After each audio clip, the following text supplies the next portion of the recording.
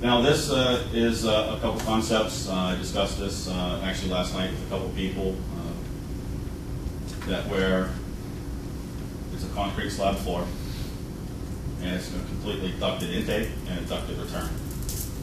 Truly a ducted system. And it follows, cold air drops down and hot air rises. Very simple. But now you get 68 to 72 just for personal space, 60 degrees at the server intake, 90 to 95 at the server exhaust, and now the heat, KW load is 15 plus with this type of enclosure. There's no leaks. Shower doors on both sides. Yes. And all your redundancy is built into your crack unit, into your facility. So you have, this is more of a facility design sit phase.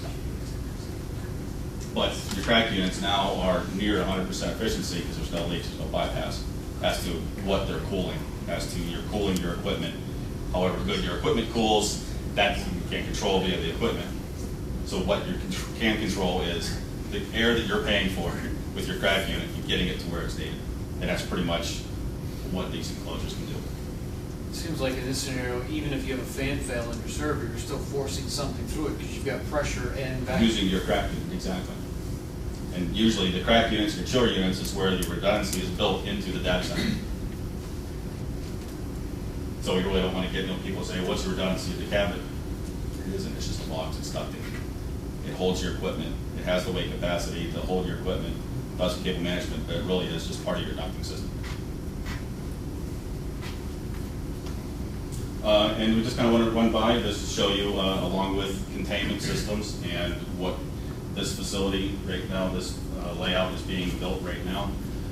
This is a concrete slab floor. This is the cold air drop down, and then we have sliding doors at the end. So now we have like a tub of cool air coming down, and then we have ducted returns. That's going into a limestone mine here shortly. But with the sliding doors are for aisle space restrictions, whatever the facility can handle, or simple man door at either end.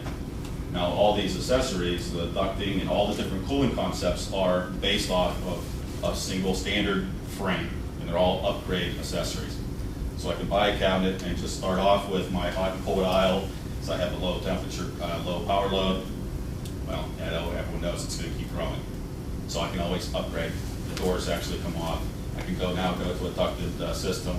I can change my fans in the bottom. So everything is an upgradable design. Yeah. Good. Well, I kind of run by those, and like I said, we kind of go back through and so we can answer some questions. I didn't want to run over too much, but a lot of the questions, and more so, is evaluating your facility and doing our homework and figuring out because every data center has a different application. So that's one of the key things that you just should think of as a vendor.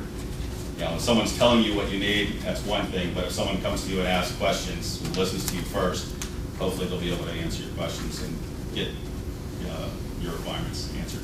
We would love to present a canned solution program and say, this is it, this is what you should have. But other people have tried it, we've looked at it, we said, maybe we should just duct this with chimneys and find out you don't need end row coolers. Or maybe we can help you with this and that, you don't need the containment doors. So if we don't have a planned solution, we're just here to tell you best practices. And I think before you go spend a lot of money on a system that when you've already spent, $250,000 on a crack unit, and then you have to spend a lot more money then to enhance it, the efficiency of it, I think, is the first thing to look at. Do you run into many cases where all that hot exhaust air can be reused to heat other parts of the plant? The facility, the pictures that we showed where it did go into the plant was going back into the office space. Great. It was being filtered and pumped back into the office space, and they were gaining there was some green there at some points that way. I've seen the opposite too. Cold climate, where we've had cold air ducted in instead of going to the crack unit. They use the air side colonizers Yeah. on the roof. Well, north of the border here has done that. North of the border from here. Oh. And they've, why would you need to have a crack unit when it's -10 out? Simply filter it and make sure it's conditioned properly, and then use them. actually, that facility with the no floor tiles, the 2 crack units they have in that facility are at the lowest setting. And they're upgrading for another 10 cabinets here now. Any other comments or questions that we can take your input and add to our best practices? In your fully ducted cabinet, is your CFM computation dependent on how heavily the cabinet's populated? Most certainly. Each one is unique as to what your requirements are. What is the server layout? Now that it's reversed, now you actually have your greatest draw equipment at the top, and you work your way off. Stands to reason. So each one is unique, and we do have some CFD testing that we can do for a fee as well. So they're just providing some things to think of and go back and reevaluate your facility. Say, what are some of the simple things I can start saving money on? And really, it's what it really comes down to. And then finding the right type of cabinet that will aid in that. Very good. We'll be at the booth from 12 to 1. If there's a question you want to ask Bill or myself, you want to bring up here, so we'll be there from 12 to 1. If there's no other questions, we just want to say thank you very much for attending. Thanks, guys.